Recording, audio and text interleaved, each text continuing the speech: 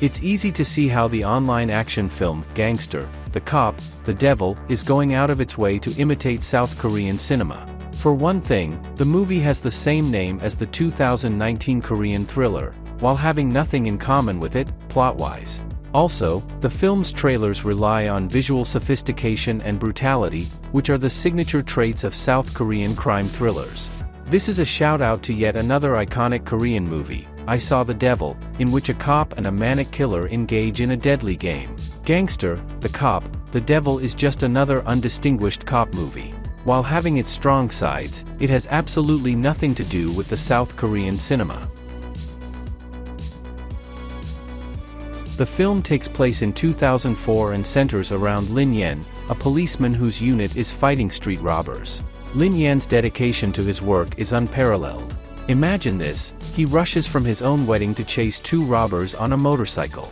One of the thieves gets killed, while the other, nicknamed Flying Squirrel, manages to escape.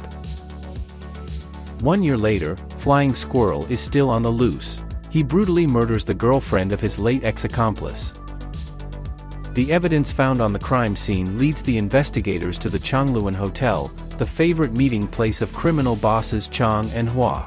A new member of Lin Yan's unit infiltrates into the criminal community, disguised as a petty gangster.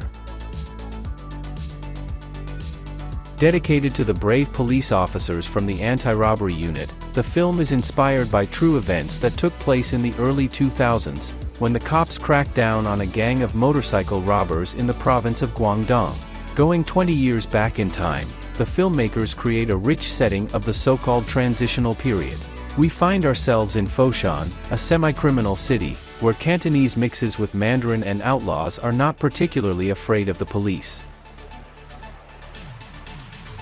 Typically for cop movies, the lion's share of the screen time is taken up by police investigations. While tracing Flying Squirrel, Lin Yan and his colleagues expose an entire criminal network. This is only part of the film, though. As the story is nearing its end, we get to see a broader perspective. It turns out that all this time, the cops were manipulated by a mysterious villain. Can you guess who?